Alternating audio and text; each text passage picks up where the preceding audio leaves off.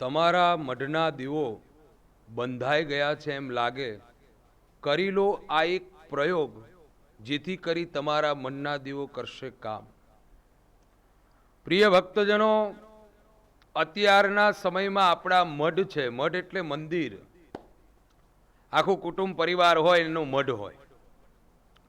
પેલા છે ને નવરાત્રી આવે ને ઉત્તમ, કાઠિયાવાડ જુઓ, સૌરાષ્ટ્ર જુઓ, ગુજરાત જુઓ, બધી જગ્યાએ જ્યારે આ નવલી નવરાત્રી હોય, આસો મહિનાના નિવેદ્ય આઠમના દિવસે ધરાવતા હોય અને મઢમાં એટલી ઉત્તમ સુગંધ હોય ગુગળની, ધૂપની, હે ને, તો મઢના દેવો નારાજ થઈ ગયા છે. આપણા મનમાં એમ થાય કે મારા કુળદેવી મઢમાં નથી જ, મારા દેવ મઢમાં નથી, મારું કામ નથી થતું, મારું નાવ ધીરે ધીરે ડૂબવા લાગ્યું છે. અને આવા જ્યારે મનમાં વિચારો ઉતરંગો શરૂ થાય, એમને ખાસ આ કરવાનું છે. શું કરવાનું છે? ભુવા પાસે જવાનું છે? ના, કારણ કે ત્યાં જશો ને તો મઢના દેવો તો કામ કરવાનું દૂર કરશે, પણ એમના દેવો ઉપરથી આપણા તકલીફો જીવનમાં પ્રાપ્ત થઈ જાય છે.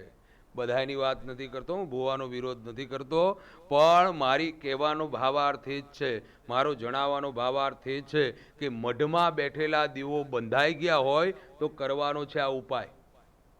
શું ઉપાય છે? તો રવિવાર, ગુરુવાર કે મંગળવારના દિવસે તમારે નિયમિત એક અખંડ દીવો પ્રગટ કરવાનો છે. એક જ દિવસ રાખવાનો છે. યાદ કરજો, લખી લેજો. તમારે એક દીવો અખંડ રાખવાનો છે. સવારમાં 6 વાગે પહેલા દીપ પ્રાજ્વલ્ય કરી દેવાનો છે. તમારા માતાજી આગળ દીપ પ્રાજ્વલ્ય કર્યા બાદ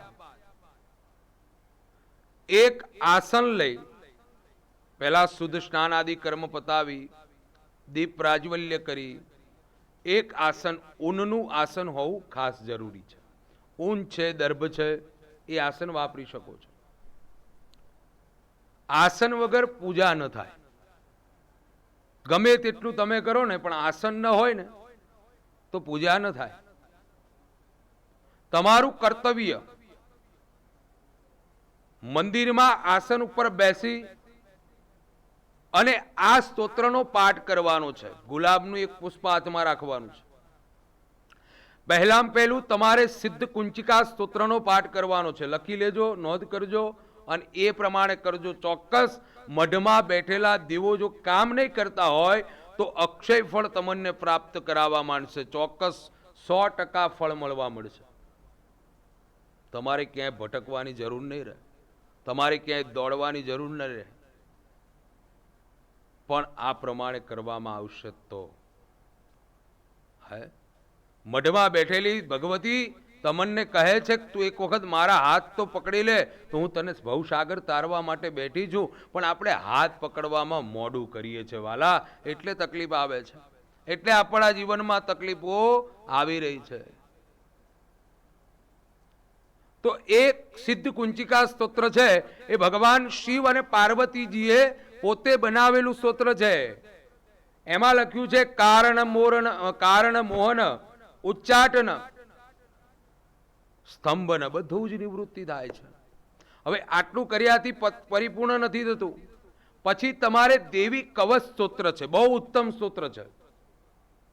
શંકરાચાર્યજીએ કહ્યું છે અને બધા ઋષિમુનિઓએ માર્કંડ પુરાણમાં પણ લખ્યું છે કે તમે કદાચ અર્ગલા કવચ અને કિલક કરી દો અને કુંચિકા સ્તોત્રનો પાઠ કરવામાં આવે તો દુર્ગા સપ્તસતી કરેલા ચંડી પાઠનું ફળ તમારા જીવનમાં પ્રાપ્ત થાય છે. પ્રિય ભક્તો, તમારા જીવનમાં પ્રાપ્ત થાય છે.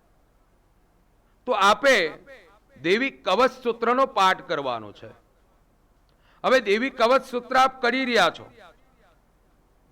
તમને ગમે તેટલી મુશ્કેલી હશે, મઢના દેવો તમારી ઉપર નારાજગી ઉત્પન્ન થયા. નારાજ ક્યારે થાય?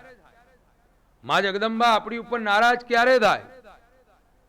આપણે કોઈની ઉપર નારાજ ક્યારે થઈએ? એક્ઝામ્પલ તરીકે કે આપણું માને નહીં અને આપણા વિરુદ્ધ જાય એટલે આપણે નારાજ થતા હોય છે.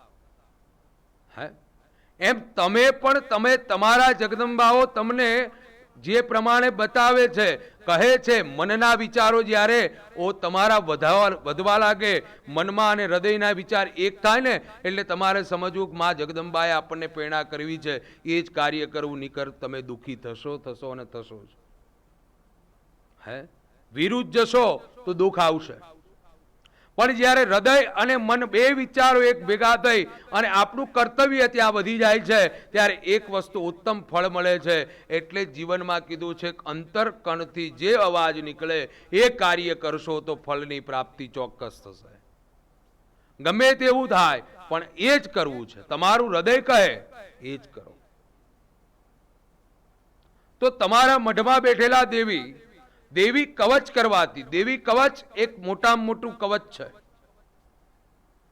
જેમ યોદ્ધા નીકળ્યા હોય, હજારોની સેનાઓ હોય, બાગેરદાર યુદ્ધના રમખાણ જામી હોય, અને એ સમયે જે કવચ કામ કરે ને એ જ પ્રમાણે તમારા જીવનમાં દુઃખ ચારે બાજુથી વિટામણા થઈ ગઈ હોય, ચારે બાજુથી દુઃખનો પ્રહાર થવા લાગ્યો હોય, અને જો દેવી કવચ સૂત્રનો પાઠ થતો હશે, જે ઘરમાં દેવી કવચ સૂત્રનો પાઠ થતો હશે, જે પુરુષ દેવી કવચ સૂત્ર કરી ઘરની બહાર નીકળશે, ચોક્કસ માર્કંડ પુરાણમાં લખ્યું છે કે એ પુરુષને જે અપેક્ષા હશે ને એ જગદંબા પૂરી કરે છે અને કરે જ છે.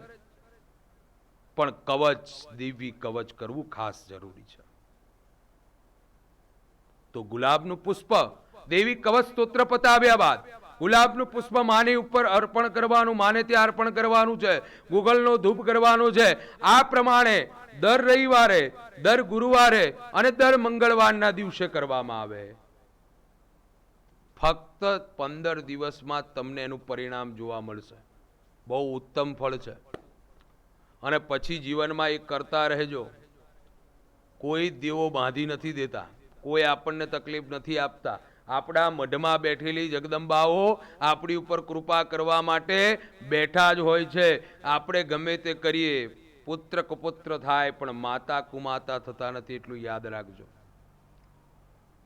પુત્ર ગમે તેવો ગાંડો હોય, પુત્ર ગમે તેવો ઘેલો હોય, પુત્ર ગમે તેવું માને કહે, તોય માના વહાલ તો પુત્ર માટે જેટલો પોતાનો દીકરો યાજ્ઞાકારી હોય ને એ દીકરાને વાલ કરે એટલો જ વાલ બીજા દીકરાને કરે. એટલે એને માં કીધી છે. અને જગત જનની જગદંબા તમારી ઉપર એટલો જ વાલ કરે છે. કોઈ મહાકાલી કહે, કોઈ માં ચામુંડ કહે, કોઈ માં ઉમિયા કહે, કોઈ મહાલક્ષ્મી કહે, અનેક સ્વરૂપે જગદંબાઓ પ્રાગટ્ય થઈ છે. પણ તકલીફ ત્યાં છે કે તમે તર્ક વિતર્ક કરી અને તમે તમારા મઢમાં બેઠેલી જગદંબાનું ધ્યાન નથી રાખતા.